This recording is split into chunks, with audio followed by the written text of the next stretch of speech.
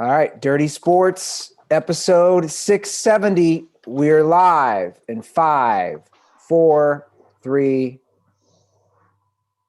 Welcome to the Dirty Sports Podcast. I am your host, Andy Ruther, coming to you live from Cincinnati, Ohio, with my co-host, the Los Angeles, California, Joey No Chill Prano. Hello, Andy. Good afternoon from me. Good morning to you. You went with the extended welcome. Getting a little delay in there. Yeah, well, I was fixing something real quick, a sound Got thing. it. Usually, I would say 95% of your welcomes would sound exactly the same if an FBI audio person were like, okay, well, let's find the difference. That's the first one I've heard in a while where you glitched out in the middle. Yeah, maybe it's the bed hair. You called it the Andy Ruther frat boy haircut. Yeah, I've seen that hair and a lot of fratty Andy photos in your Polaroid collage on your wall back in the day. Which It's usually that haircut, a t-shirt with a lot of liquid on it that you were, chugging poorly. dude, I was such a mess. I know. I love you're looking back like you were such a mess back in college. You were such a mess like 6 years ago. Yeah, It's amazing. The Andy Ruther growth. It's like a stock. You were like just going like this. You were flatlining at the bottom, and then you hit like 2016, just shot up. I was reading some of the Reddit forum on Dirty Sports and on the look back as we finished the Smut Studio. I mean, people were like, the one dude was like, Andy Ruther was like unlistenable at times. The guy had so many issues. Guys, I did the show with him the whole time. Like the drastic mellowing out of me is wild, dude. Have you found a float lab in Cincinnati? No, I haven't yet. You have to go to a lake or something. I think the back patio is its own float lab. No, I'll find something. I know they exist, but it's funny because we had tryouts for the third grade basketball last night, as I'm coaching, and there's 28 kids and there's going to be 3 teams. And obviously my nephew and my buddy's son are going to be on the same team, but just being around coaches, And Joe. how many kids make a team? So like 3 8? teams, 28, 8 to 9. Oh, okay. So all the kids will make a team. Yeah. All the kids will make a team. It's just like a little draft tryout. Yeah. And I thought it was interesting though, just, this is my first foray into this, and you have more experience with this from your coaching days, but even at third grade, I just could see, so there's 3 sets of 2 coaches, the serious nature. And I'm just like, dear God, I am so not like this. Obviously I'm also the assistant, but I'm definitely trying to bring the Phil Jackson Zen approach to these kids. And you'd be proud of me, Joe. I said to my buddy, who's the head coach, I said, look, man, I remember when we were kids, there's the one kid who brings the ball up, who shoots. I was like, none of that Michael Jordan ball. We're bringing the best option, the LeBron ball of the best basketball move. But my buddy's like, couldn't agree more. It's not about one kid, even if he's the best. We got to find a way for the kids, and it's going to be tough because third grade to connect and make the right basketball move. I love you describing yourself as the Phil Jackson. I'm just thinking about Andy Ruther handing out books like Phil Jackson did. All right, Thomas. I got The Prisoner of Azkaban, Harry Potter, 4th book for you. Got Clifford and the Big Red House for you, TJ. Yeah. Well, what they do is they did basically a skills competition and some little 3-on-3 and some of those drills for about an hour. And then we had to decide how we're going to pick it. We did a snake draft. I mean, some of these coaches, my buddy and I were just making jokes the whole time saying, guys, it's third grade. Like there's no salary cap. Yeah. There's no, this isn't the NBA draft. Like, let's just pick our teams and be on our merry way. We're going to have Chris Wilde on, who's the Greg Popovich of the Hermoso Redondo basketball league. you can get some tips on coaching youth basketball. Chris is like, he's now the commissioner of the league. He like knows how to like mess with all the coaches too, because he's like, there's a lot of guys who are like have some scam. They like, this kid has to play with this kid, and it's also that they can have the best team. He's like, I ain't doing any of that. Yeah, no, I should talk to Chris. I should hit him up. Like from your experience as a youth coach, did you just ever have just like complete asshole parents? Yes. Like, what's the worst thing you had to deal with? Oh, I mean, thousands of them. Like, I would say probably the worst. I actually had, wherever I was, when I was coaching high school baseball, at least, like for the most part, the parents were like pretty good, but it's obviously a lot of playing time. Yeah. A lot of playing time issues. And when I was coaching like younger kids, you know, you get the younger kids, it's like you get the parents who want their kid to be really good at something, and the kid is too young for the parents to like know whether or not the kid's going to be good. And so they're like, he's really into baseball, and I think he can be really good, and his brother plays here, and blah blah blah. And I'm like, look, I know when I look at a 7-year-old, whether this kid, like, I can make him into a decent baseball player, but I can tell you that he's not ever going to be good. Like, yeah. I can make him competent. And so you deal with these coaches who are like, or these parents are like, and I'm like, look, trust me, I got this. But like, probably the worst is playing time parents. I had one coach when I first moved out here and I took over a team, and I had just come from coaching like a state champion baseball team. Like, our baseball team in New York was good.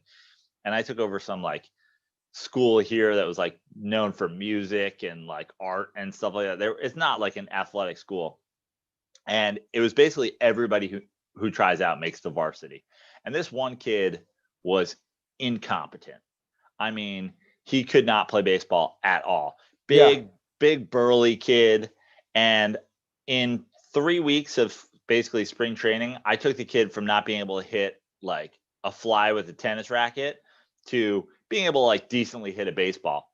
And his dad comes to me after like 3 games and was like, I just don't understand how you don't let him play. And I was like, look, I actually might be able to get him to a point where he's a serviceable player in like another 6 weeks. But I was like, if you want a reason why he can't play, let me ask you this. You're his father. How did you let him get to 14 years old and be completely incompetent? I was like, if you want to like complain, you have to go look in the mirror.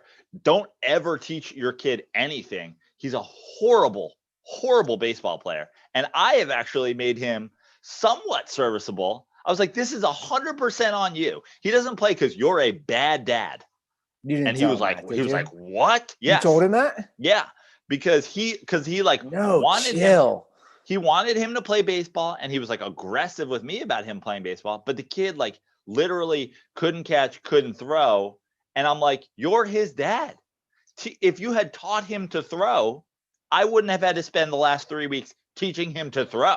Yeah. I was like, 6 weeks from now, when I father him for the rest of the season, maybe he can come off the bench and pinch hit.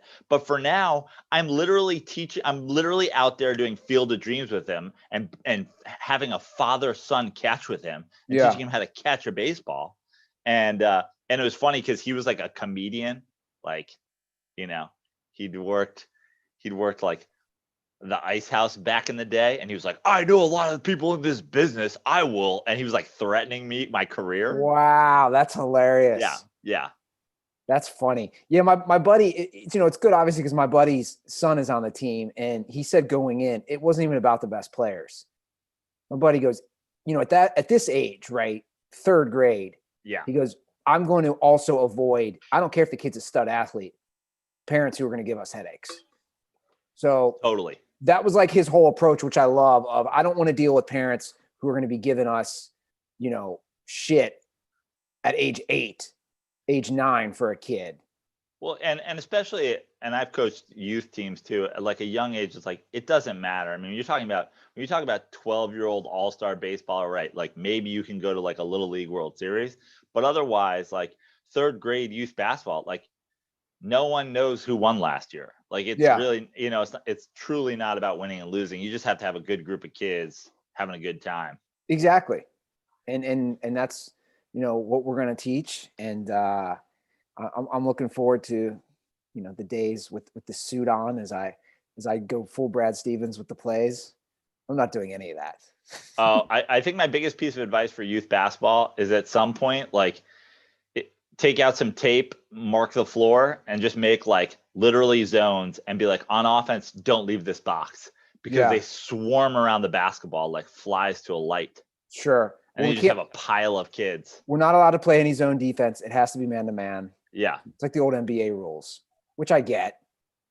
Which if you spread them out on offense, then the guys have to stay near their guy. Yeah. All these kids bunch up around the basketball, and then you just have a pile. Yeah. So my nephew's the tallest kid in his entire grade. Oh, nice. So him and my buddy's kid. Keep that ball high. Don't even put it down. Put it right back up. Yeah. So he's in the third grade. To put things in context, his basketball shoes, which he was all proud yesterday was his first pair of basketball shoes, are size 9. Jesus. I wore 9. I don't think I wore size 9 until I was a freshman in high school. Yeah. So I mean, and I know these things can change, but he's trajectory to be like 6'6". Yeah. So, but he's also Brad's kid. So I have to share this real quick. Brad was always, a football guy or a competitive, contact sport guy. Brad shows up after the tryout and we're talking to his son, and Brad goes, "You're not playing good defense unless you foul out or near foul out every game." I'm like, "You're the worst." I was like, "Do not listen to your dad." And he goes, "I know." Yeah. I'm like, this isn't rugby, dude. This is basketball. Yeah. The goal is not to murder the other team. Yeah. Bill Laimbeer is coaching in the WNBA now, Brad. Chill out. That's a great point. Well, Brent, I think this is a good segue to get this story out the way. We're talking coaches. Coach O making the rounds on social media yesterday for something that had nothing to do with football or coaching. This photo leaked, a few photos leaked actually, and I think they're real, of Coach O with a lovely woman, and he's so happy in that one picture that I quote tweeted on Twitter. So happy. There's a couple of different things to discuss here, but one is they win the national championship last year. He has a book coming out. He's having social media pictures with like young girls in bed, and LSU is already out of the national championship hunt. Like, I think I love Coach O, but I think the success and having Joe Burrow last year seems to have gone to his head a little bit. You think? Divorces his wife, dating young girls, putting out books, losing games. And that's fine. Like, maybe Coach O was never meant to be the coach of a dynasty. He was just supposed to come in, Coach O it up for a little bit, get one championship, and ride off into the sunset with, like, some chick who slid into his DMs. Well, you're saying this, and I got a surprise for you. I actually have Coach O on the line, so maybe he can respond to what you just said about maybe, he's kind of a one and done or a flash in the pan type of coach. Andy Ruther and Joe Brando, I thank y'all for having me on the show. I just want to talk about these pictures get leaked. Listen, I was married to a fine woman for a long time, and sometimes you just you grow apart. And look, I'm a player's coach. I like to think that I get down to my players' levels, and it was all last year. They were all talking about Tinder, Bumble, Hinge, all this stuff. So I got me on the Bumble, and I put in there, just in my profile, Coach O, head football coach, Louisiana State University, go Tigers, and then I put suck my Tiger dick in my profile, and I gotta say, you would be surprised how many women hit me up, and it was mostly open mouth emoji, eggplant emoji, tiger emoji, which I took to mean suck my tiger dick. and I would just usually respond 2 thumbs up emoji, and here we are. Here's something I did not know until just yesterday. Telephones are now also photographic cameras. I was looking at stuff on her phone because the face of the phone when you're talking, you're punching numbers was looking at me. And turns out there's not only a camera on the other side of the phone, but there's a camera on their side of the phone. So I wasn't just looking at the phone. She was taking a picture of me, and she was showing me a picture of me and her. And I smiled. I said, look at us. Where'd you get that picture? It turned out she was taking that picture right in that moment and putting it on the social media. And look, I'm just a man with a football team trying to find love in this crazy world. Now, Coach, you guys have already, you lost your first game, and we had you on after that. Last week's big game against Florida was canceled because of COVID. Do you think do you think there's any shot that you can, bounce back and possibly compete for a national championship? Now, you guys have lost twice. Yeah. Wow. Listen, man, I'm a very positive coach. I believe that a team's ability to overcome is what makes a great team. But 2 losses, you fucking done. That's why I'm on the Bumble. I'm on the Hinge. I'm on the Tinder.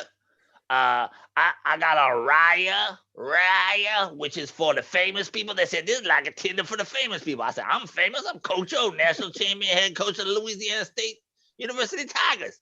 And they said, get on there, and quality, trim on the Raya, just exceptional. It's all blue chip prospects, all 5-star recruits. I gotta say, if you can get on there, you get on there. It's good stuff. So yeah, look, we punting on this year. We gonna bask in the glory of winning last year, and just what it is. I got you. I got a book coming out. Read the book. I'm on all the dating apps, so slide into my ass or whatever it is. Slide into your ass? Yeah, slide into my ass. Are you into ass play, Coach? No, I just meant like that's how the kids say it, like my ass this, my ass that, wet ass pussy.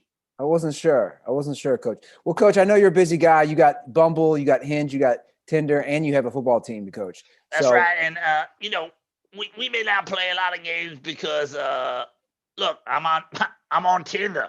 I got COVID 4 times already. Like I got COVID. I went to the doctor. I'm like, is this like chlamydia or something? Can you just give me like a penicillin?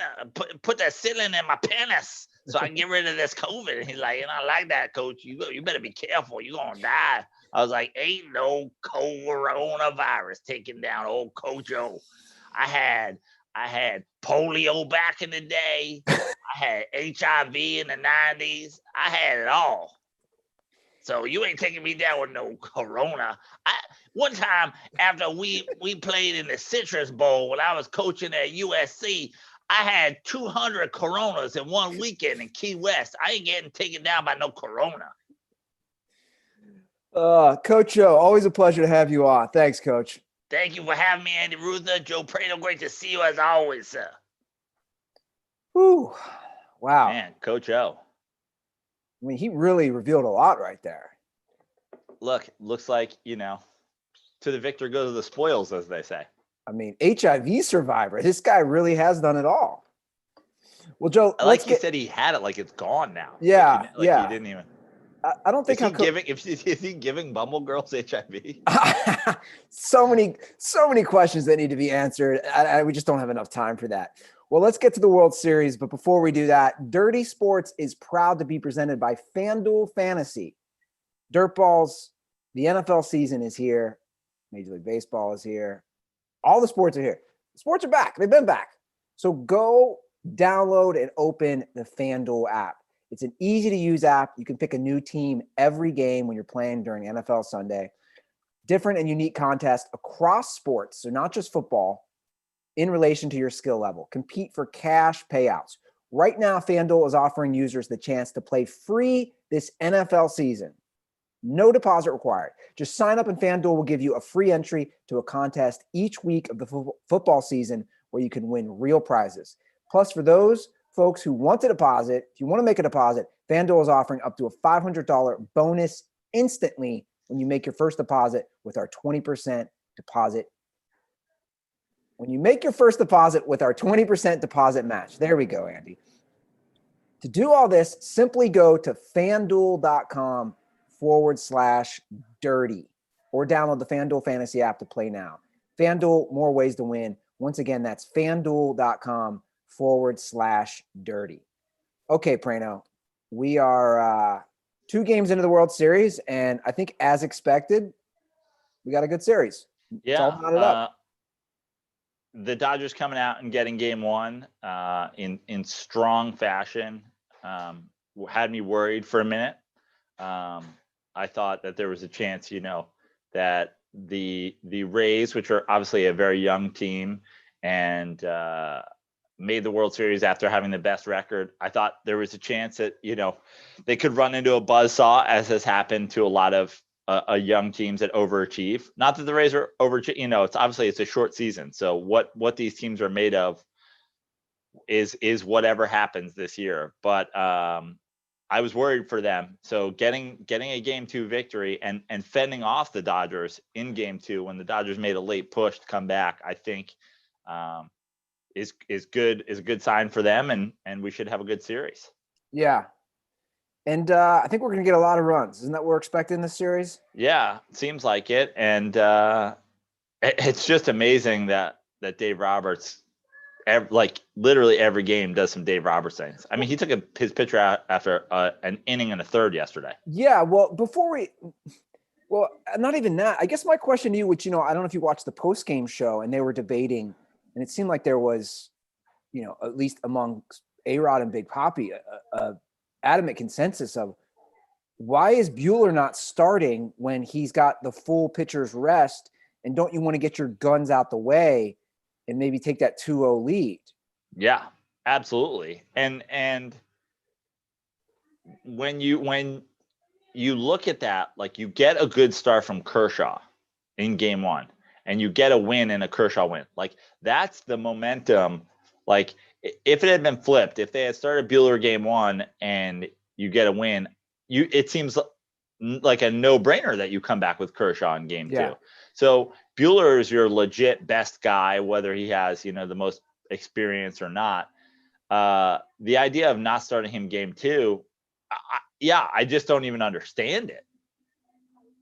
Yeah, it seemed to be like that was what everybody was questioning. And then he goes with the starter role, or the opener, whatever they're calling it, when a guy comes in and opens up. But I still even think that could have gone. Why don't you stretch that to 2 innings? I just feel like for the Dodgers, you're going to see this bullpen. If you're going to see this bullpen from the 3rd or 4th inning on every night, look out, because that's essentially what happened and what got the Dodgers to the World Series, was that as the series went along and they kept seeing the Braves relievers, they started to get a little bit of an idea of what they were coming with. And obviously it changed the whole series. They were up 3-1. The Dodgers start to see those relievers, and they start to get more and more late offense in those last 3 games. And then they find themselves in the World Series. And it just seems like Dave Roberts is setting himself up for the exact same thing in the World Series, which is try to limit the use of your bullpen for as long as possible. Yeah. Well, I just, we've said it before. Is this going to be one of those things where they win in spite of him? I absolutely think it is. And honestly, at this point, I'm a Dodger hater. I wasn't always a Dodger hater, obviously. I kind of had thoughts of, being a low-key Dodgers fan when I moved to Los Angeles, and that went out the window with the, brutal murder by Chase Utley. But I've said it before, is it just reeks of Doc Rivers. It reeks of even if they get 1 World Series, they'll get it in spite of him, or even if they get 2, it's just, how many more would you have won with a competent manager? With this with this lineup, with this roster. I mean, people can shit on Don Mattingly all they want. He was winning the NL West every year too. Yeah. Like, does Don Mattingly have one if he had stuck around? It's a good question. I don't know if you saw this, but I think obviously there are a lot of factors in play for this, but it's still not a good sign. Game 1 was the lowest rated World Series game ever. Yeah. Look, there's been a lot of crazy ratings issues across sports, literally across every single sport, with the whole COVID, delays and everything. I just think having everything off its regular schedule, obviously baseball's happening when it would be happening anyway, but with the break and the 60 game seasons, like, how invested are people in the baseball season that maybe didn't get to watch their team, or that 60, like, just didn't care for 60 games? Like, I just think the ratings thing, like, the idea that baseball's like down, baseball's been down for a long time, I agree, but I think, like, I don't know. Whereas I think other sports can bounce back or like pivot or change.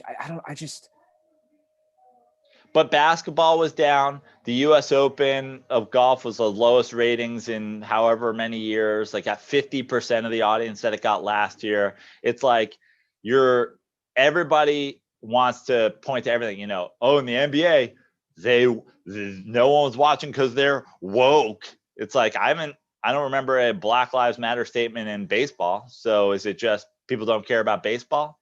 Well, I think I think there's a combination of reasons for the NBA, and I think that's part of it, though, for sure. But I think also, we went over the game times, and I understand too as well, which we the discussed. Game times, the NBA finals happening during football season. The bottom line is football is king.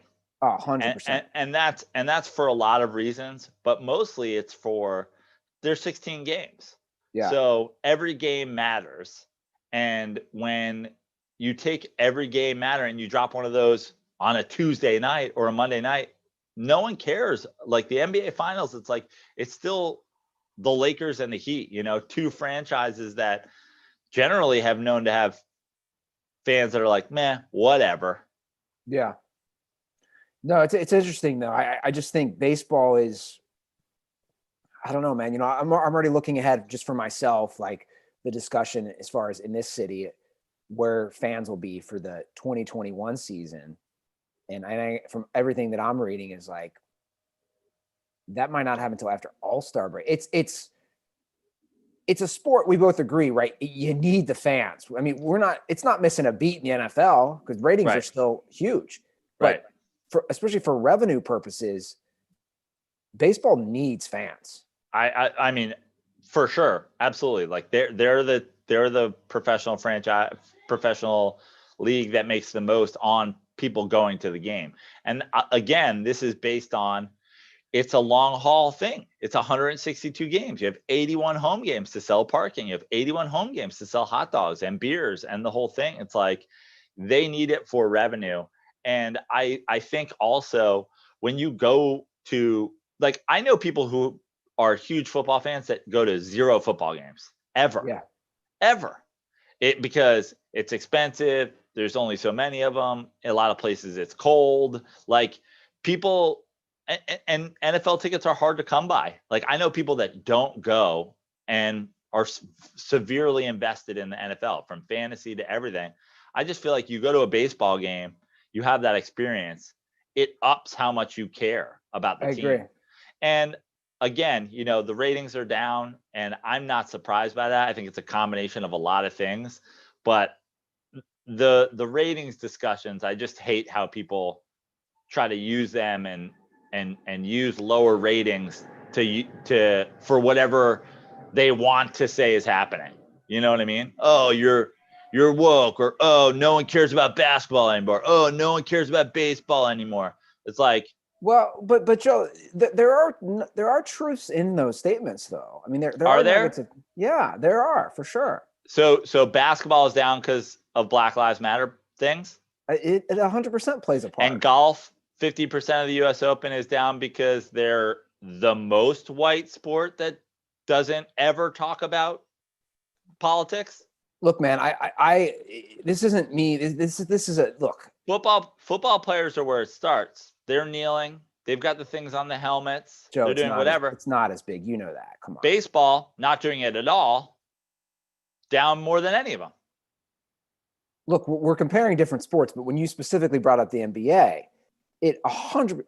You don't think it plays a factor? I know numerous people who are like, I'm not watching this shit because it's too in my face. And I know numerous people who got invested because the NBA took a stance on it. I think that stuff almost balances itself out. I think you're talking about I don't think it does. I think you're talking about a basketball season that took a 4-month break and then came back in the midst of the NFL season starting.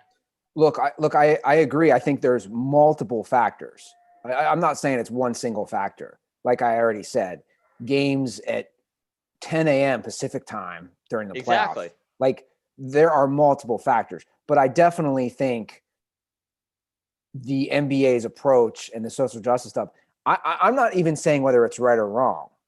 That's not even part of this discussion for me. I'm just saying I think that 100% it affects it. And I think it's affected it to a degree in other sports for sure. Now baseball is a different thing.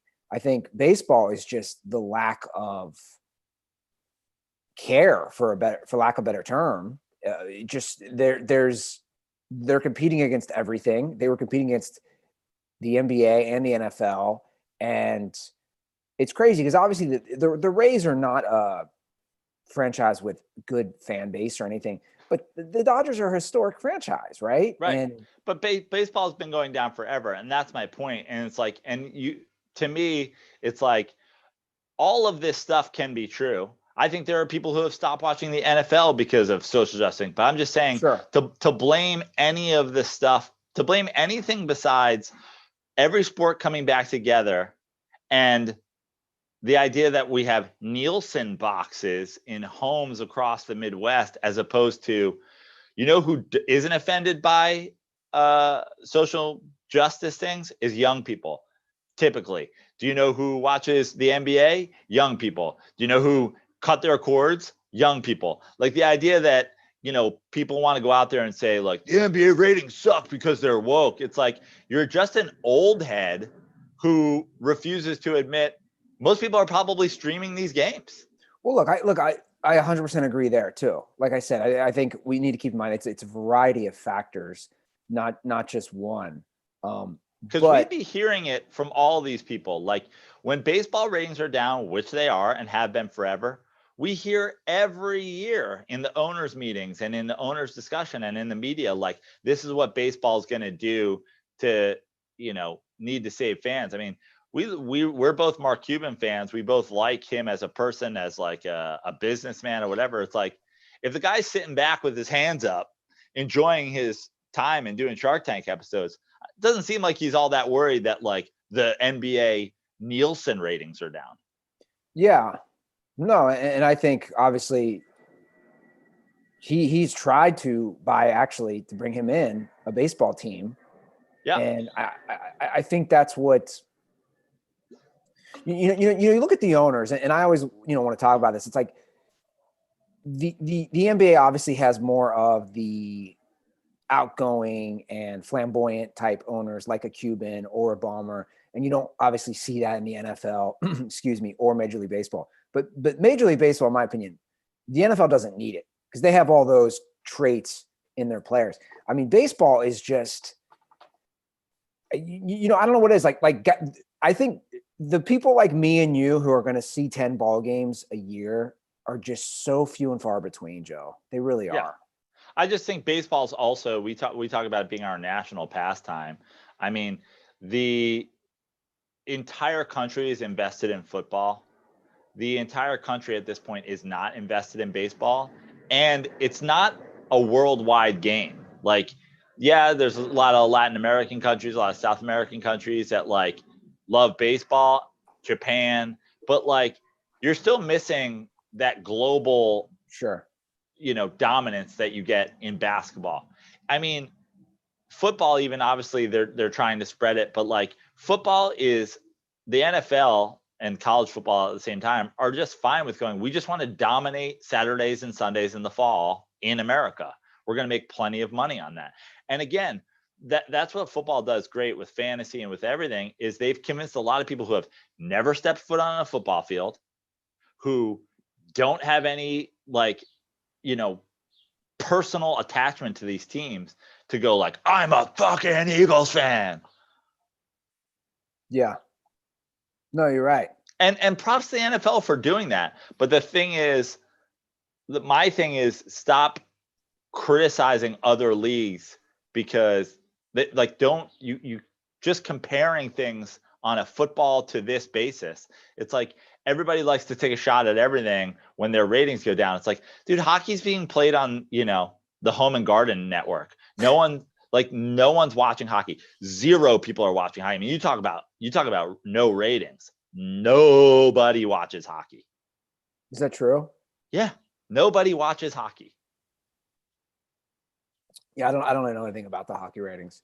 I mean, you and I said people don't like white people. You and I didn't even discuss the Stanley Cup at all. Yeah. At all. Must be America's hatred for whites. Tampa Bay won, right? Yeah. That's kind of cool that one of these cities is going to get a second title. Yeah. Although, obviously we're looking at bubble titles in both NBA and NHL, but baseball, like, even, it's kind of amazing. Even the baseball, like the playoff bubble thing, it's just so weird. These games are happening in Texas. It is so weird. So weird. I did see, they did an aerial shot of, what is it, Globe Life Park? Yeah. And they still have the lights on of what is it, Globe Ballpark at Arlington. But that used to be Globe Life too, right? Yeah. But then they showed, what was that place we went across from the stadium? Like, yeah, the Texas, whatever, Texas Fest, Dallas Live. Dallas Live. And I saw it, and I was it's taking me back to our trip last year that me, you, Nick, and at the time, Maniacal Mitch was on as well. And I was thinking, I was like, man, what a great place. And I thinking how we were sitting up top in Dallas Live, and you guys were all drinking a nice, fresh, cold Miller Lite, just really enjoying the scenery, Joe. There it is. No, it was fantastic. And looking out over the bar full of people, just enjoying some cold beers, a hot Texas day. Yeah, I'm gonna have some of those cold Miller Lights ready tonight. I got a couple buddies coming over. Really? To the house. Yeah, we're gonna do a little Thursday night football on one TV. We're gonna have the debates on the other TV. I'll have the Miller Lights ready for my buddies. I was like, guys, we have the whole setup here. Let's enjoy each other. Friends coming together, right? I've known these guys for 30 years. Drink a few cold ones. Miller Lite, great taste with only 96 calories and 3.2 carbs. However you and your friends are enjoying Miller time, you can have the original light beer delivered by going to MillerLite.com/dirty sports and find the delivery options near you. Celebrate responsibly. Miller Brewing Company, Milwaukee, Wisconsin. 96 calories and 3.2 carbs per 12 ounces. So Dirtballs, once again, if you want to find where Miller Lite is closest to you or the nearest grocery store or wherever who carries it, simply go to MillerLite.com/dirty sports. Andy, I'm sitting right next to the Miller Lite mini fridge that you bequeathed to me when you went to Cincinnati. And it's been a game changer. I mean, not only does it free up space in my actual refrigerator, so now like I don't have 25 beers in there taking up room, but I've actually been able to double down. Now I'm just like, well, I may as well go all out. Literally, the thing is, I went the other day and got 2 30-packs of Miller Lite, and this thing is just stocked. Love it. Just absolutely love Miller Lite. And it's in a second room. It's here in the Smut Studio office. Yeah, you sent me a picture. You sent me and your brother Mikey a picture. It looks glorious. That Miller Lite fridge is amazing. It's great, and I love it. It's like I get my steps in. I'm sitting on the couch watching TV. I got to walk to another room to get my Miller Lite. Get my steps in. That's great. I mean, the 20 steps from the other room to a Miller Lite and back cancels out the 96 calories. Like, forget it. I agree. Well, we have a lot of NFL games obviously go over. Before we do that, we have a lot of NFL stories, Joe Brando. Yeah, we do. Kind of just zing through. The first thing, I want to discuss this Aaron Rodgers story from ESPN.com. Did you read it? I did.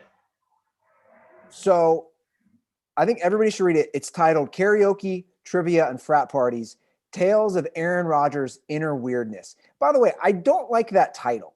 Yeah. I'm serious. I think that's disparaging to Aaron Rodgers. I think because if you read the story, what are you laughing about? Just disparaging to Aaron Rodgers. Well, it's if you read the story. This is the guy who once said Doris Burke had a penis. I've changed, Joe Brando. I've matured. You're like, okay, should we be calling Aaron Rodgers weird? I mean, there's a stigma tied to weird these days. No, you know why? Because I'm coaching third grade basketball these days, and one of the kids was called weird, and it really shook him. And I just think we should be careful with calling people weird. Here's why. I've been called weird a lot my whole life. And now, if we can return to the NFL, let's talk about which coaches and which coaches are not breasts this week. It is boob watch. Hold on. Let me get to my point. I actually have a point here. Look, I have been called weird a lot. My dad used to call me all the time, which whatever. That was classic Waldisms, and we'd laugh. But my point is, I am weird, and I embrace it. I actually enjoy being weird. But if you read the story, the reason I'm getting a little defensive on the weird thing, Aaron Rodgers seems like a fun, awesome dude to be with. That doesn't make him weird. That's all I'm saying. Because in the story, and again, everybody should read it because it's really funny. He basically created a fake fraternity brother in Graham Harrell, the backup quarterback a few years ago. And they ended up attending, they said they were Teeks, Tau Kappa Epsilon, which is a fraternity, a national fraternity. And they ended up going to a Teek party during training camp. Teek. Yeah. So it's a real fun story about how it just kept going further and further. And they were so a part of this whole event with the Teek brothers. And it just shows like Aaron Rodgers is a fun dude. He's not a weird dude. He's a fun dude. I don't like the title. I don't like the title at all. I mean, when you read it, like how into some of the stuff he got, it's pretty weird. It's weird. You think it's weird? It's a little weird. Give me something that's weird. I mean, just the fraternity thing, for one, like the party, like the party is where I would go with it. It's like, oh, you have your fake fraternity, and then somebody invites that fraternity. It's like, hey, we've been joking about this. We have to go. I totally get that. But the reason that happened is because he was so aggressive with their fake fraternity that some ball boy or kid who works for the team was like, oh, you guys are a Teek? Like, how much do you have to talk about your fake fraternity for some kid to overhear it and be like, oh man, you guys are like, it was weird. It's weird. And and then there's like 45-minute tests that he's writing about each team that include like roasting the other team's quarterbacks and stuff. Like these guys got to come and take the SATs every week. I mean, all right, look, make sure you got your number 2 pencils out. Question number 1: what is Matthew Stafford's favorite sandwich? You're like, what the fuck is going on here? Okay, look, he's quirky. I was just about to say, he's got his quirkiness, but that's what makes him more endearing and charming. Like, I like it. I think it's funny. Yeah. But some of my favorite quirky, funny friends is they're weirdos. He's weird. He's a weird guy. I mean, you've called me weird before. Yeah, you're weird. Like, but my point is, I read, like, from my vantage point, I read this story and I like Aaron Rodgers a lot. Yeah, I like him even more. I don't think necessarily calling somebody weird is a negative. Okay. Fair enough. I just know, there's been some hit pieces on him in the last year or last few years, to be honest. And it's good to see a piece where it's like, yo, man, and he might have conspiracy theories. According to Seneca Wallace, another backup, when the planes flew by and all this stuff, what are those people called? Well, they call them fucking whatchamacallit, God. They have a name. Now I'm blanking on it. Yeah. Yeah, where they're saying chemtrails. Yeah. Where they're saying that, and this is the thing. This was the first thing from the article that got leaked, and it was like, is Aaron Rodgers like a weird conspiracy theorist? Now you have to go back to 2013 when he says this, kind of off the cuff, while they're looking at chemtrails.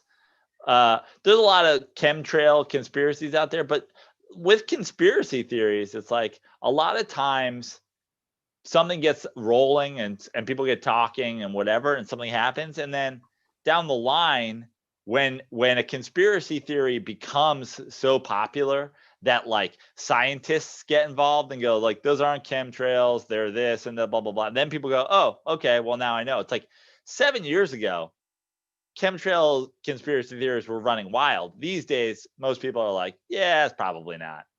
Yeah.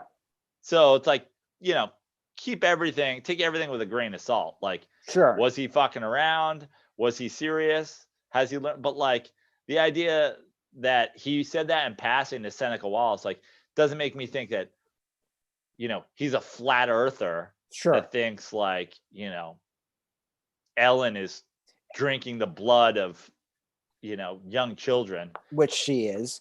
Right. And another thing on the chemtrails thing, I don't think that's that crazy.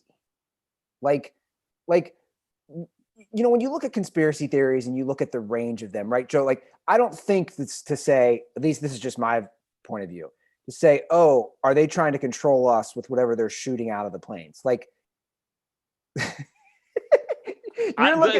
dude, no one's a bigger conspiracy guy. I mean, I love to go down the rabbit hole, but like that we're using commercial airliners to crop dust like mind control drugs. I don't know, man. I'm just saying, trust no one, right? Are they putting the Illuminati? Are they telling the Illuminatis to go into their bunkers for those parts of the day? Like the problem with the chemtrails conspiracy theory is like there's powerful people everywhere. If you're ever in Los Angeles and you're seeing it, you're like, oh, there go the mind controlling chemtrails. Where's fucking Jeff Bezos during this? He's got his gas mask on. Okay, you have completely debunked my potential agreeing with that theory, and now I agree with you. Well done. You have a point.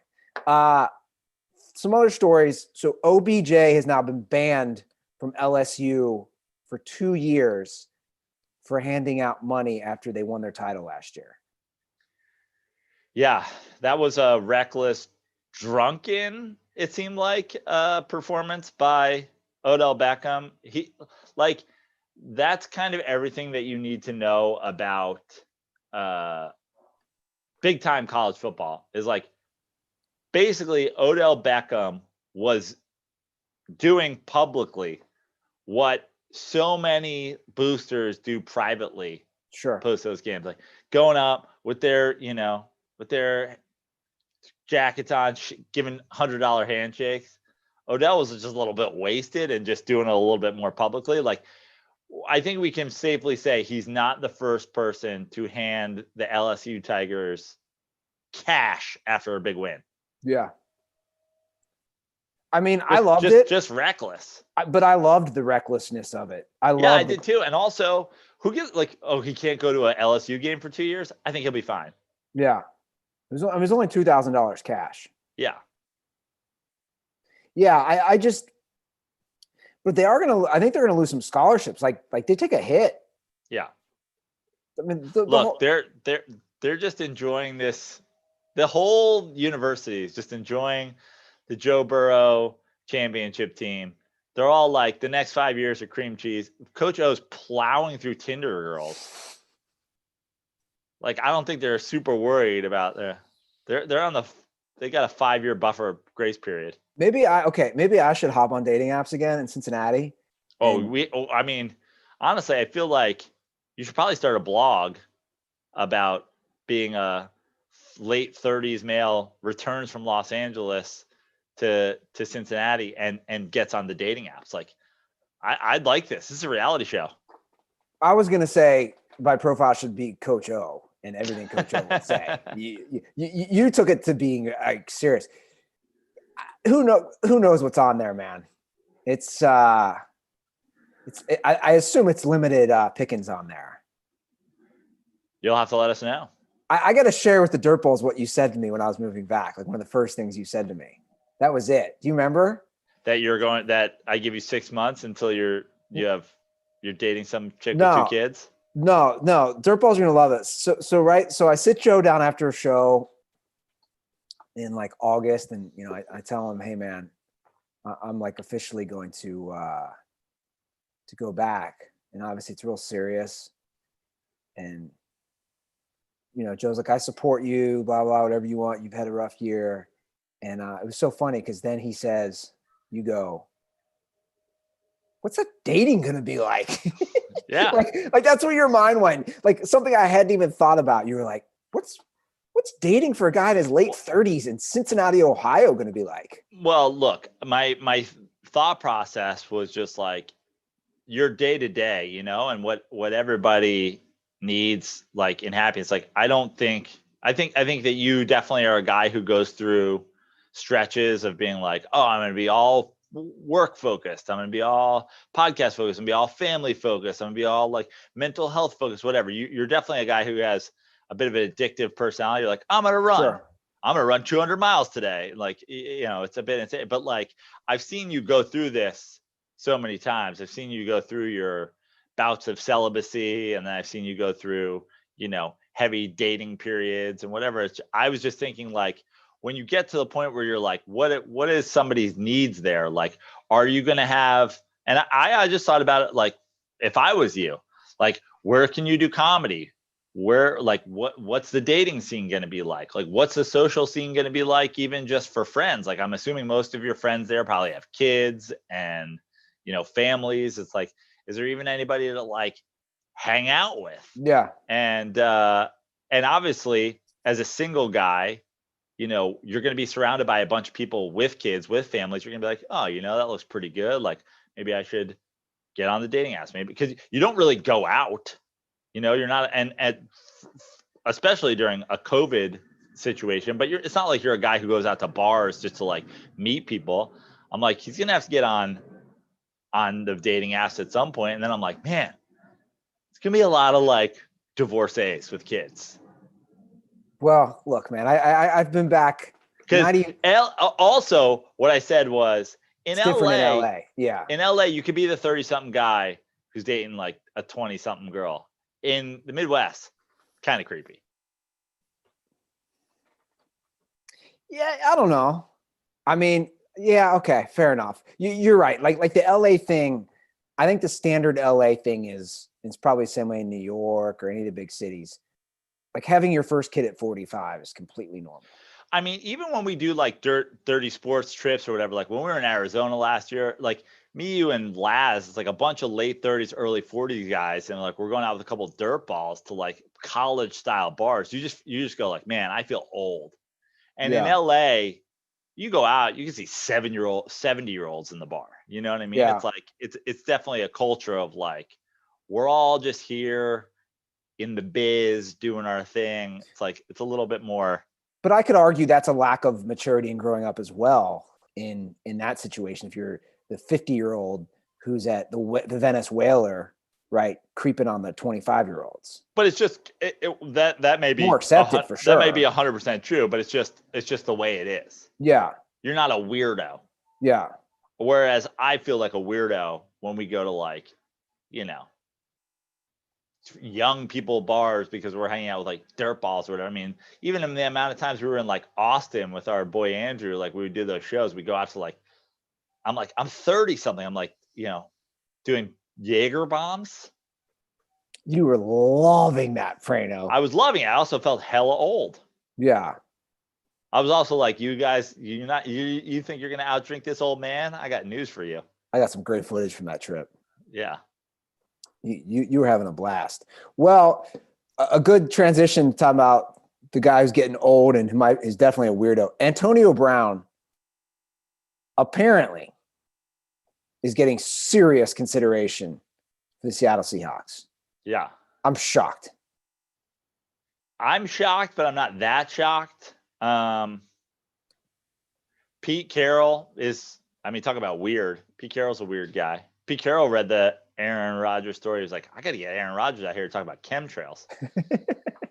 Have their post-game handshake, just talking, Illuminati conspiracies. Here's the thing. The Seahawks are currently 5-0. At this point, I gauge they're going to win at least 11 games. That's going 6-5 the rest of the way. They have a good shot at winning that division. You have Metcalf, who's becoming, a top 10. Legit. Yeah, top 10, top 15 receiver. Everybody, I just can't. I can't even give him enough credit for I know everybody's on the let Russ cook, Russ MVP, and no doubt he's certainly probably the leading candidate. He's probably the Vegas favorite right now. But look at how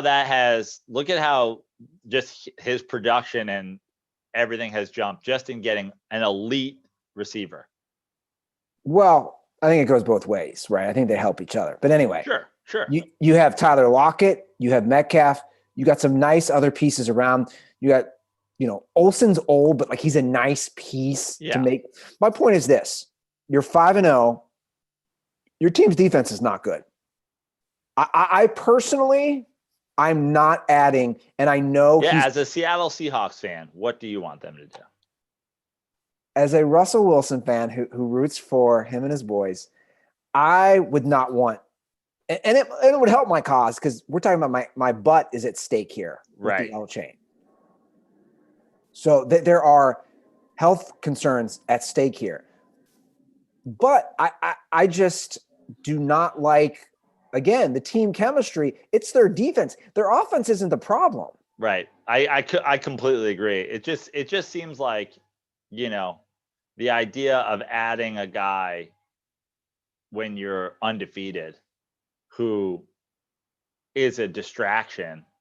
I mean, I have been told that Colin Kaepernick is out of the league for 5 years because he's a distraction. And that's for bad teams who need quarterbacks. Oh, this 0-6 team doesn't need the distraction of Colin Kaepernick. So the idea that you're going to bring in a guy who 100% is a media firebomb, sure, to me seems ridiculous. And again, like you said, is are you looking at this offense going what they need is an Antonio Brown? And also DK Metcalf doesn't seem he kind of seems like a guy who could become a diva wide receiver. Do you really need upsetting him on the sideline? Now his catches go down. Now his targets go down. Yeah, I totally agree. I don't like it at all. Also, isn't Josh Gordon a Seahawk? Did they re-sign him again? I think they did. Or they're I forget. I think when did the Seahawks? They're like a foster home. Yeah. For these wide receivers, they got the Heisman House. They're gonna be 11-0 and bring back Marshawn Lynch for 2 touches a game. You're what are you guys doing? Yeah, Pete Carroll, what are you doing? They got the Heisman House. Pete Carroll's got this weird house in Seattle, conspiracy house. Maybe that's it. Maybe Pete Carroll wants to start a cult with guys who need. He bought OJ's Heisman, and now he's doing this weird stolen Heisman houses. He's got OJ's Heisman and Reggie Bush's Heisman, and a bunch of cast off receivers come in dark cloaks, it's Eyes Wide Shut. They got a loaf of bread that Antonio Brown's about to jerk off on in the middle of everybody. Just something weird and sexual. Just like a Masonic temple. Yeah. I do want to see OJ in a Heisman House commercial. Hal Sparks is there. Hal Sparks. You know that whole thing? Hal Sparks is an open, Masonic, brother of the Masons or whatever. No. Yeah. Just for all you people who love like weird, consider like put Hal Sparks and masonry into YouTube. He has like done like long things about it. What's that dude up to these days? I don't know. It's just, being a Freemason, doing Is he acting? Headlining at Flappers. That's what he's doing. Yeah. That's interesting. He hosted Talk Soup for a minute, right? Yeah. Wow. Things you learn on the show. It's a lot if you keep your eye out for it, there's a lot of Freemason stuff in LA. There's a big one down in like Redondo. And it's wild. I forgot there is a massive temple directly across the street from St. Louis University. Which is a lot that's always a thing. It's like because they're a lot of times they're like big in like the building of cities. I mean, it is a gorgeous with the pillars and I'm like walking the campus with my brother and I was like, man, it's weird that like I went to school here for 5 years and that was directly across the street. It's kind of weird to think. And then I do remember. Let's get Aaron Rodgers' take. We now go to Aaron Rodgers for his take on Freemasons. You got an Aaron Rodgers? No, I nothing but my like look, him. basically. Yeah, I say you look like him. The amount of times I go out on a golf course with the hat and my sunglasses on with the mustache, people are like, "Hey, Raj!" I'm like, "You wish." It's a fucking Sunday afternoon, dude. He's playing football. Well, Prano, our last story before we get to the actual weekly breakdown. I mean, the Ruther curse is undefeated. It's unbelievable. I finally give my blessing to Ryan Fitzpatrick. And a day later, he has been knocked from starter to backup. Undefeated. The Ruther curse is undefeated. And I got to say, like, you texted me about it. And as opposed to being like, see, I told you, it's like, you're upset on Ryan Fitzpatrick's behalf. Well, I just think I just don't understand the move. I don't understand the move either. Here's the thing. Here's my thought process. They did it. They're going to do it following their bye week. They gave him obviously some run, although barely. I think he just handed the ball off a couple times at the end of last game. To me, what it seemed like was this is a plan they've had in place for a long time. Sure. They re-sign Fitzpatrick. They tell him this is the deal. They tell him, you're going to start no matter what happens. We don't care if you go undefeated or 0 whatever. We're going to sit him, let him learn the offense, and bring him in post-bye week. The thing that doesn't jive with that is Fitzpatrick's comments yesterday that he was caught off guard, that he was hurt, he was heartbroken. And honestly, what's ridiculous about it is the Dolphins are totally in the mix. Yeah. Fitzpatrick's been playing great. And Tua, the idea that Tua has to start year one is ludicrous. I mean, all over the league and historically, there are guys who went from sitting for a year or two to some of the greatest quarterbacks of all time. I mean, look at obviously Aaron Rodgers. Look at Steve Young. Look at plenty of guys who sat for a while before getting in there. But not even, you know what the situation is? This is the situation to a T. This is the Cincinnati Bengals in 2005. Here's why.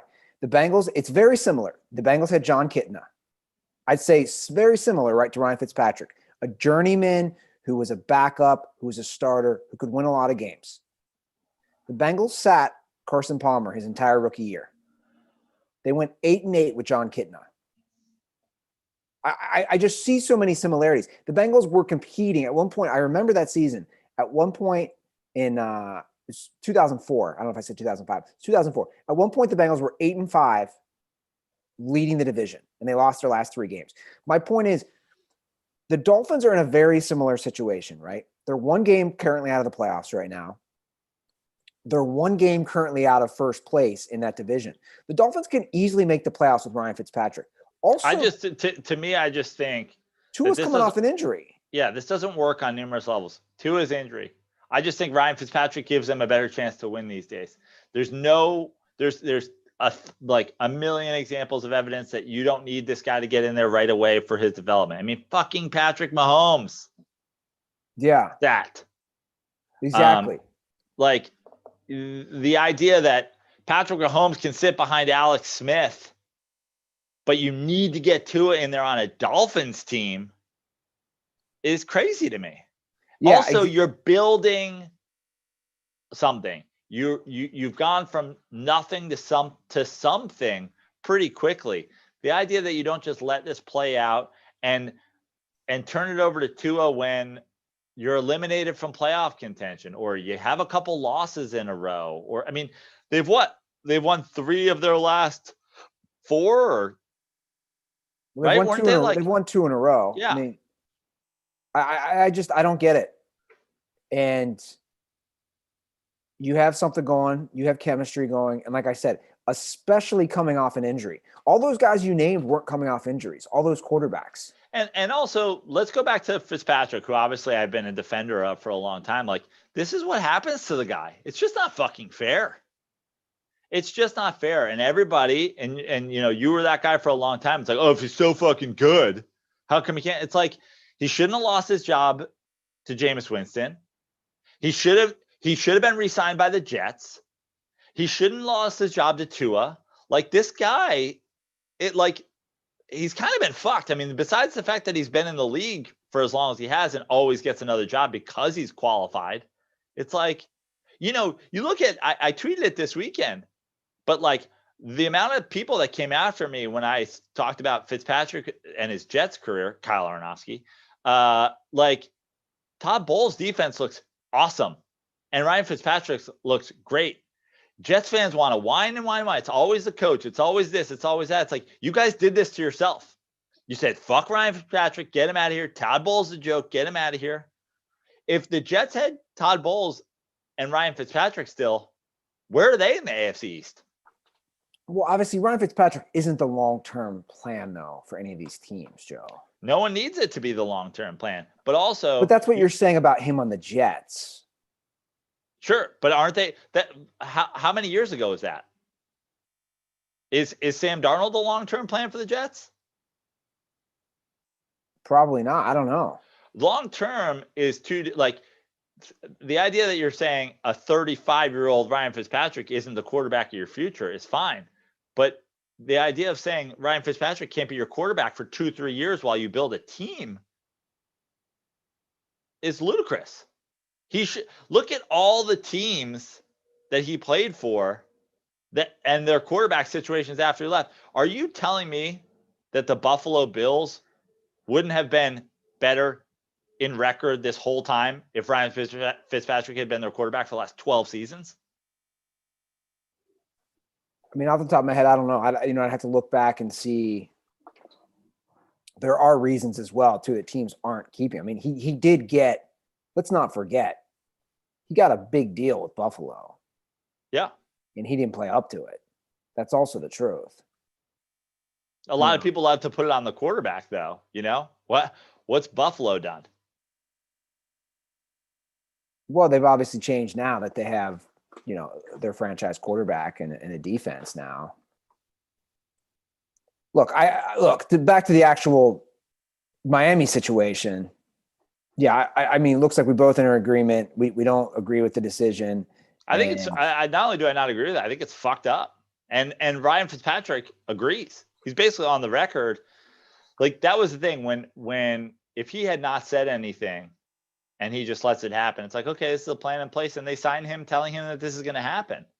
But when he says it's heartbreaking, man, it's kind of fucked up. Yeah. What's the guy got to do to keep his job? Be the best quarterback that you've had since who? Dan Marino? Harvard quarterback lives matter. Yeah. So, you know, it just, for once, can a Harvard guy get a break? By the way, he's immediately been hired to work in Conan O'Brien's writing staff, even though he has absolutely no comedy experience whatsoever. Well, that's a good transition to our weekly NFL picks, as always, presented by our friends at Game Theory Picks. who provides profitable sports betting advice at an affordable price. Subscription options for Game Theory picks include weekly, monthly, and yearly. Since sports have made a return on July 20th, of $50 per play bettors have profited $600 by following Game Theory picks and their picks. Yeah. By following Game Theory picks. There we are. Dirtballs, you can receive your first month of Game Theory picks for just $40. Simply visit GameTheoryPicks.com and use promo code DIRTY. So once again, that's GameTheoryPicks.com. Use promo code DIRTY and get yourself some money. They're going to have all the right calls on what to do as we go over these picks. So save yourself some money. Check them out and sign up this week because then you can win some money before NFL Sunday. All right, Joe. Tonight's game is the NFC East. I don't know what I'm looking forward to less, the Giants-Eagles game or the Biden-Trump debate. It's a tough call. I'm looking forward to both of them, honestly. Very excited. Well, your Giants are 3.5-point dogs on the road in Philly, Joe. I'll let you go first. Well, I don't love the Giants' chances of winning this game, but I just advised and I will advise as far as making this pick goes. If you go on some of the online betting sites right now, they've got the Eagles at -4.5 and the Giants at +205 money line. I think in a game where both teams are bad, straight up, both teams are bad. Thursday night, short week, division game in Philly, a home field situation where they don't have a home field advantage when they have fans there, let alone when they have only 5 fans there throwing Wawa hoagies at each other. I can say this for certainty: the Giants have great value on the money line. If you want to get a money line bet in, I would do that on the Giants. 3.5. That being said, if that's our line here, just to jinx myself and give my team a chance to win, I'll take the Eagles. Ooh. But I like the Giants in this game. I think they can absolutely win it. Fuck it. I'm going to take the Giants. Fuck it. Let's go. We're barely keeping track of our games this year. I'll take the Giants. Let's go. 3.5 at half point. That's going to make me take the Giants. Let's go. You just All cursed right. us. Yeah. I'll blame you. I'll blame you when we lose. All right. Lions, Falcons in Atlanta. Falcons are 2.5-point favorites coming off their first win of the year. Lions are sitting at 2-3. This would be a big win for them to get to 500. I don't want to do this, but I'm going to do it. I'm going to take the Lions to win and cover. Wow. I'm going to take the Falcons. We were mocked last week for taking the Falcons. Obviously, they won. They beat the Vikings. So props to us, Andy. But I think that the idea of the Detroit Lions winning 2 consecutive road games when they went a couple seasons without winning road games is crazy. I'm going to take the Falcons.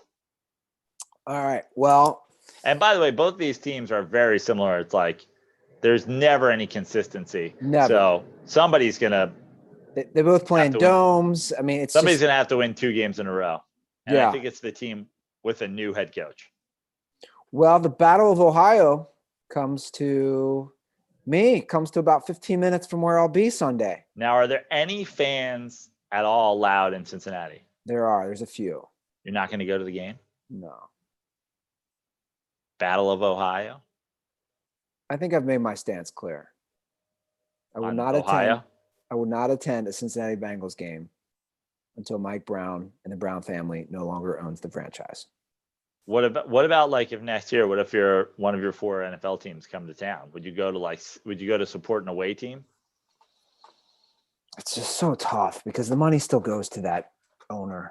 Yeah. I'm trying to think the last game I attended.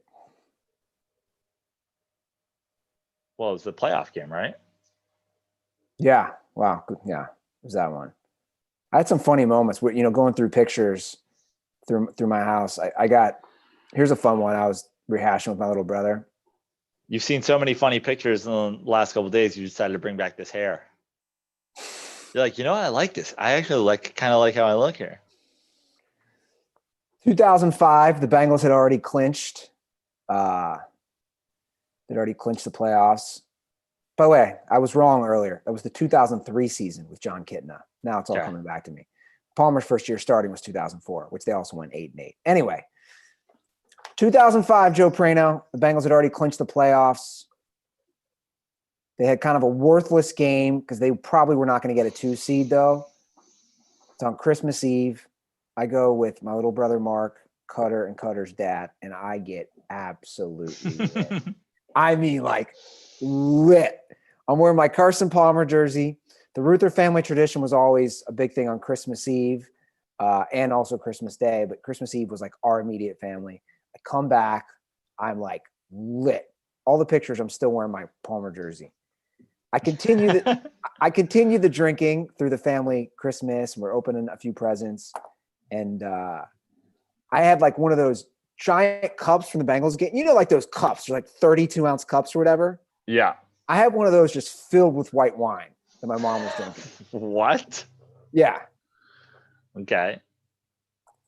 And I don't know what spurred this, but we're all like sitting down, like the kids are there too. I think at this point we only had one niece.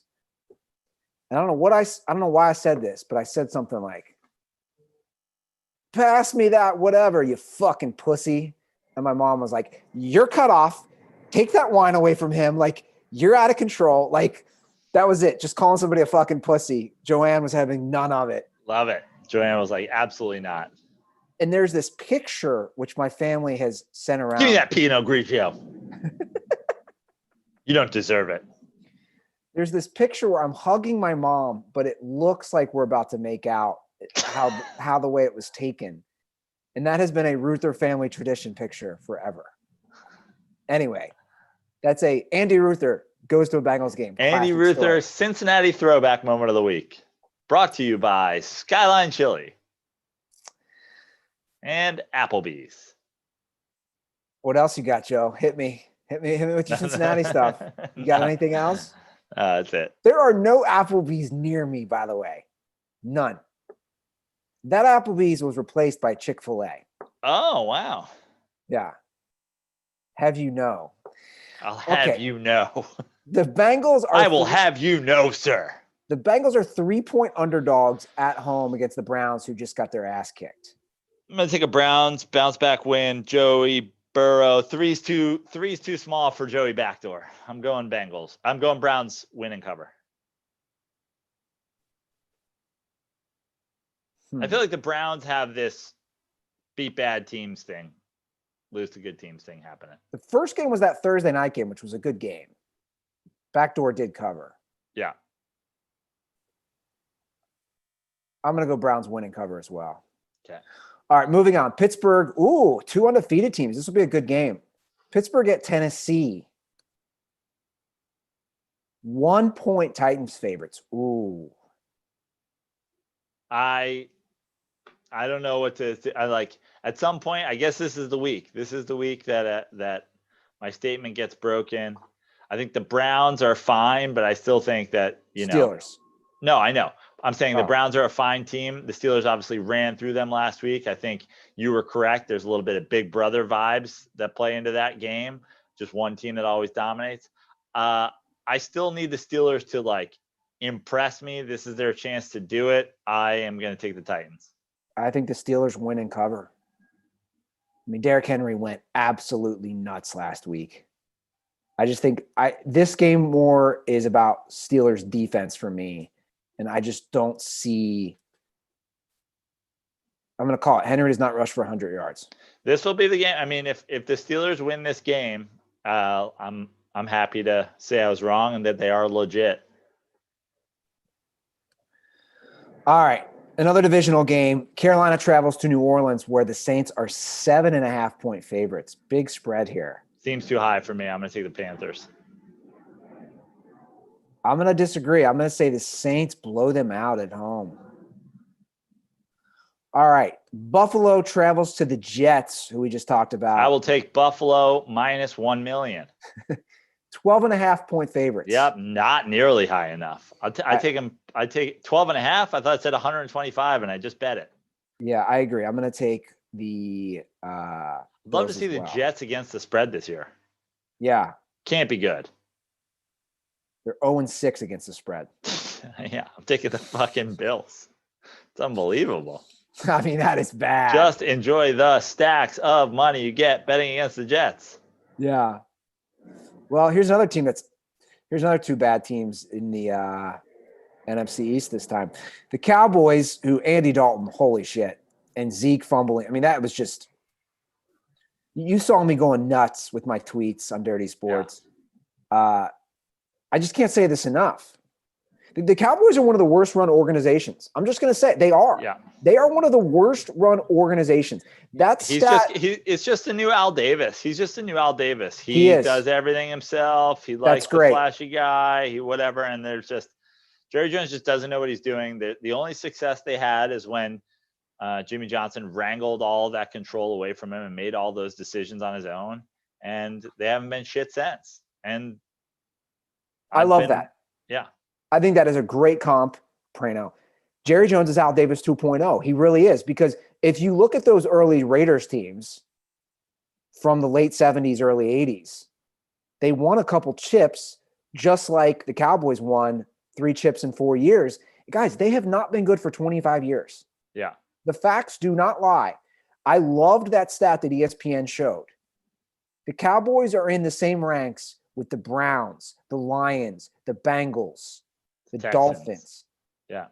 I mean, these are historically poorly run franchises. The Cowboys are there. It's all marketing. It's all BS. And we get to watch them all the time on national TV, and I'm sick of it, even though I'm one who continues to pick them for some reason. Yeah. They're one now, I want to talk a little bit about that Cowboys game. I also said during this game, first of all, I liked how Arizona played for how bad the Cowboys played. I thought Arizona played pretty darn well. I put this on Twitter, and it got a negative reaction because everybody said Mahomes. But if you were starting if you had an expansion draft today, I would take Kyler Murray in an expansion draft simply because, again, if you're building a team from zero, you got to get a quarterback. He's on a rookie deal. He looks great. He looks like he's, blossoming into a great NFL quarterback. And obviously, I think Patrick Mahomes is far and away the best quarterback in the NFL. But the Chiefs are already committed to a $500 million. I don't know if you start an expansion team around giving one guy $500 million. If you were starting an expansion team today, Andy, they're like, congratulations, the Cincinnati Bulls at Chile. You can pick from anybody, and let's just say, unlike proper expansion drafts, no one gets protected. But obviously, you have to take them you have to build with a salary cap in mind. Who are you taking one overall? Patrick Mahomes. Really? He's worth that money to me. Man, I just think you look at that Chiefs team. It's we'll see. I mean, they have all those guys now. They signed Kelsey. They signed Mahomes. They signed Hill. I mean, my take is this. If he gets we discussed this, if Patrick Mahomes gets one more chip, does he earn that money? I kind of think he does. Does he have to get 2? Yeah, he's got for $500 million when he had the one before you signed him. Yeah, I think he's got to get 2. I think he's got to be a 3-time Super Bowl champion. Okay. And maybe look, again, I say he's far and away the best quarterback, and he's worth that money. Just to me, I guess I'm looking at it more in a salary from a financial salary cap thing. I'm not starting a team with $500 million committed. No, I got you. And then somebody said Quentin Nelson, and I said I don't hate that, honestly. Yeah, I understand your point of view on this stuff, and I do think the upside for Kyler Murray is extremely high. Yeah, I mean, when he moves. He's the fastest, non-fastest guy I've ever seen, if that makes any sense. I don't even know. It doesn't. I think he's one of the fastest guys I've ever seen. But You don't you see said he looks like he's not running that fast. like his gliding and just he's so in a way almost casual about how he does it, but he's so speedy. Yeah. He's so shifty. And I like what they're doing with him. I agree with you. I think he's great. The Cowboys, that game was so atrocious to watch from their point of view. Yeah. But I think they win and cover this week as 1 What's the point spread? favorites. 1 point. 1? 1. It's in Washington. Okay, then I'll take the Cowboys. Yeah. I was going to take Washington if it was like a 4-point game. Andy Dalton just sold his Cincinnati house. I saw in the local paper here. Sold it for $1.6 million. And it's the governor's mansion. Shots fired. All right. Packers travel to Texans. Ooh, this is great.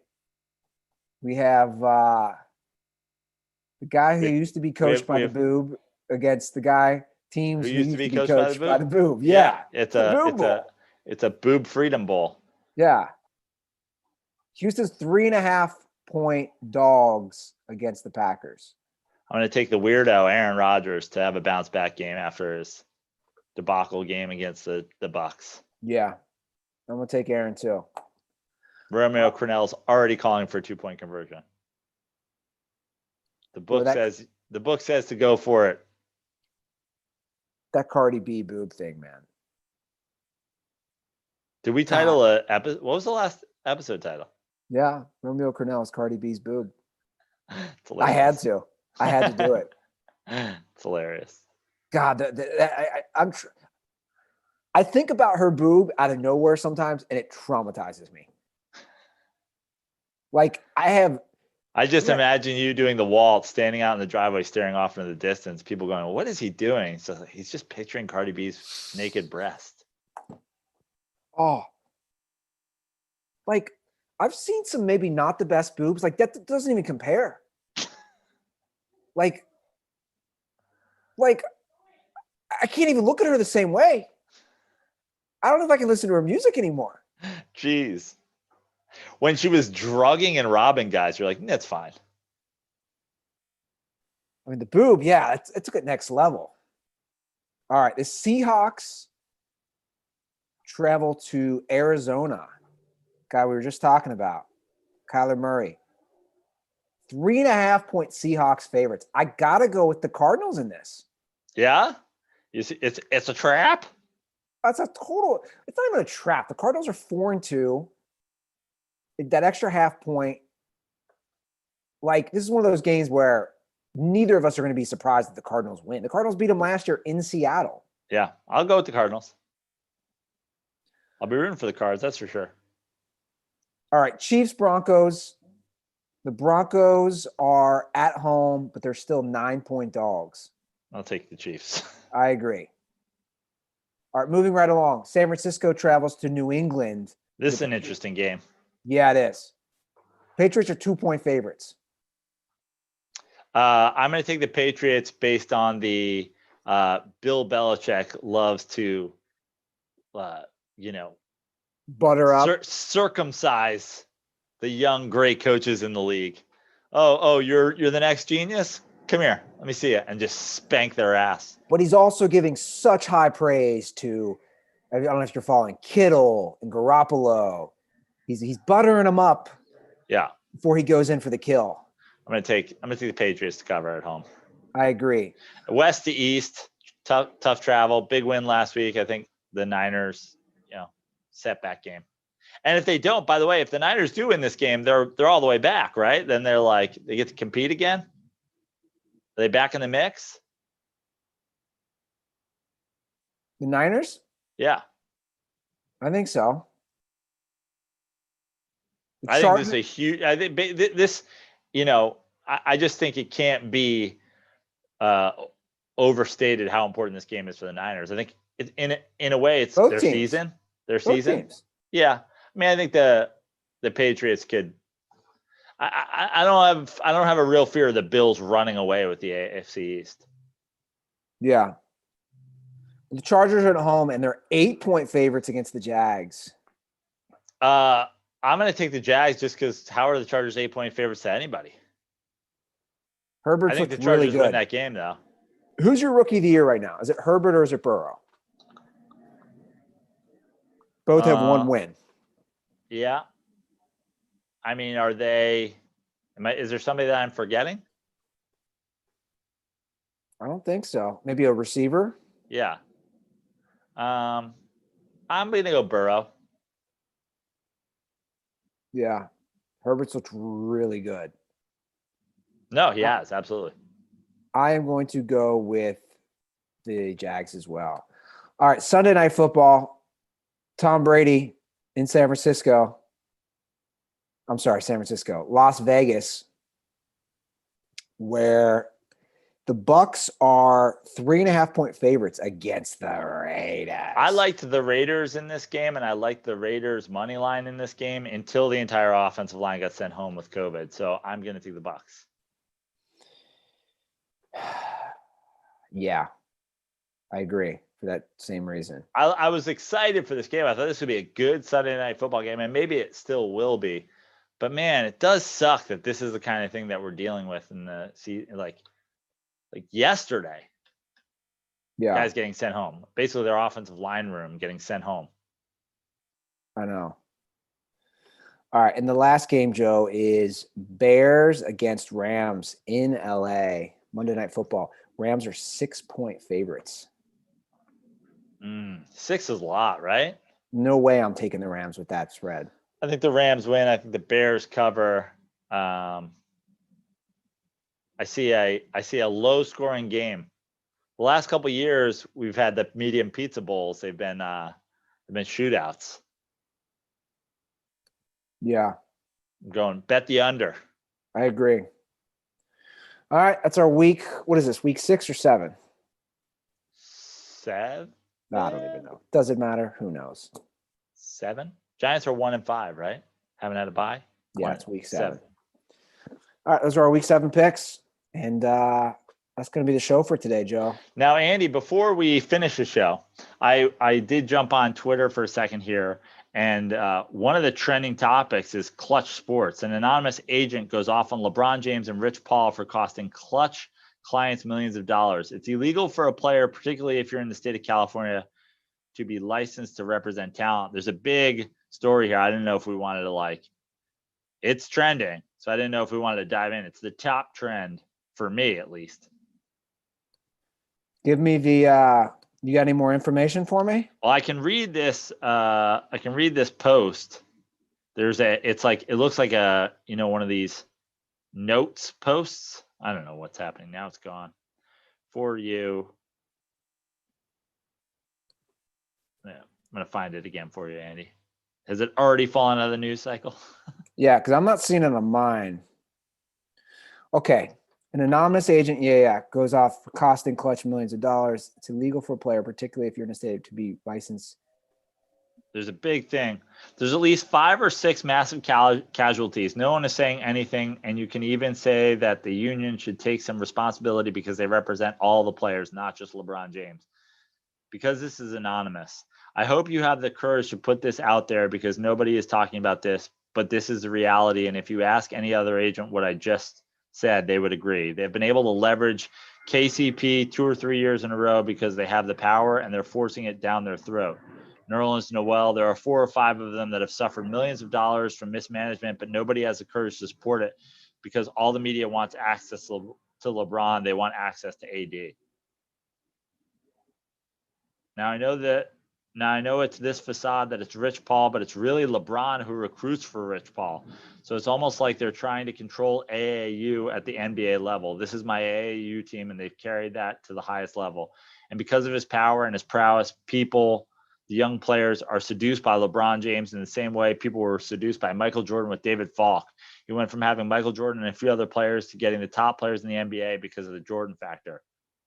Rob Pelinka had tremendous success as an independent agent because he had Kobe Bryant and players idolized him. So the fact that LeBron recruits and has empowered Rich Paul, and I get it, on the top guys, but if someone does their research, a lot of these guys have really gotten screwed, a large number of them by mismanagement.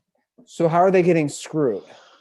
By taking less money to be a part of the LeBron James family, I guess.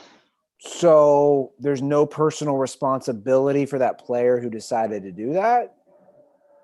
That would be my counter to that. Yeah.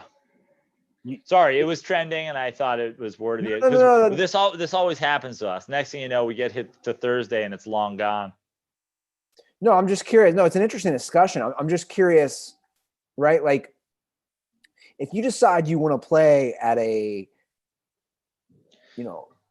fair. I mean, the guys that they're talking about too, KCP, Nerlens Noel. Like, I mean, as far as the anonymous source goes, this guy, like, I don't know what KCP made this year, but I have a feeling he was overpaid.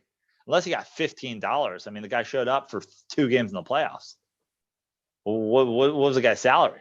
I bet you he's getting millions of dollars to play basketball. I don't know if he earned millions of dollars to play basketball. And by the way, if KCP does get another contract of decent money, it's going to be because he was on that team, correct? Yeah. I have his deal. Made some big shots in the finals. He signed a 2-year, $16 million deal. He made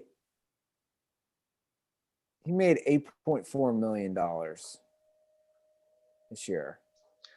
It doesn't seem like he's getting super below his value now. If you're saying, oh, he would have been able to sign now he made less. So basically 2017, he made 17.7. Then the next year, 2018, he made 12. Like, his numbers are going down. Right. But I don't know what his stats are that year as well. Yeah. All right. Like, well, just wanted to get that out there. No, all good. I guess to me, my only thing would be like, no one's forcing. Nerlens Noel. I mean, this is the guy you're using an example of a guy who's gotten screwed. I think Nerlens Noel's gotten screwed by being Nerlens Noel. Yeah. What are you? What are you, a villain in a Christmas movie? I'm gonna say he's the second Noel outside of the Christmas Noel. Like yeah. You never want to be second fiddle Noel. All right, Dirtballs. It's like Nerlens Noel is the name of like an Arnold Schwarzenegger character that somehow becomes Santa Claus in some Disney movie. Stop, Nerlens! I'm not prepared for this. You knew you were part of the Noel family, so I did not know I was Santa Claus. Hey, Prano, your special's out on a few streaming devices. Yeah. So, thank you for bringing that up, Andy. I wanted to mention, so 4 years ago, anybody who remembers, Joe Brando Takes a Stand dropped on Election Day 2016. We've had a good run, and I thank you guys for all the support for people who bought the special, used promo code ASSEATER that Andy Ruther gave you, used all the many promotions over the years, and all of you who owned it or rented it, I appreciate it. But I have made it now available audio wise on Spotify and Apple Music for free, obviously, if you have any of the streaming services. So if you put Joe Brando Takes the Stand into the streaming services, you can listen to the audio for free for the first time. And also it will be coming to Amazon Prime Video soon, also for free if you're a Prime Video subscriber. So the days of Joe Brando Takes a Stand as a buy or rent on Vimeo on demand are waning. It will have lasted exactly 4 years. I'll get rid of it on Election Day 2020, and from here on out, it'll be available on audio and video for free. Spotify, Apple Music, Amazon Music, Pandora. And then, of course, the video will be on Amazon Prime Video. So if you never watched it or listened to it, go do it now. And if you did, I don't know, put it on your Alexa and turn the volume down and just let it stream all day so I can make a couple bucks. There you go. Follow us on Twitter and Instagram at The Dirty Sports. You can follow me at Andy Ruther. Anything else, Joe? At Joe Brando on Instagram, at Joe Brando on Venmo, Fix Your Life on Twitter, and yeah, that's it. And by the way, I set that all up because I'm thinking about, maybe if we ever get back to comedy, recording some more stuff. Yeah, guess who's been writing some new jokes lately? Oh, there he is. Get that Cincinnati. Get out of the Cincinnati word. Go bananas. The new Andy Ruther bits. dealing with death and like I'm going a whole new area, man. Death, loss, sorrow. It's like a whole new. No Sounds more hilarious. Yeah, no more Taco Bell jokes. No more dating. It's all this crap. By the way, yeah, it's you hear the stuff and you're like, is this Ruther? But we'll see. It's all a work in progress. Dirtballs, thank you as always for the support. You guys have a great week. And as always, stay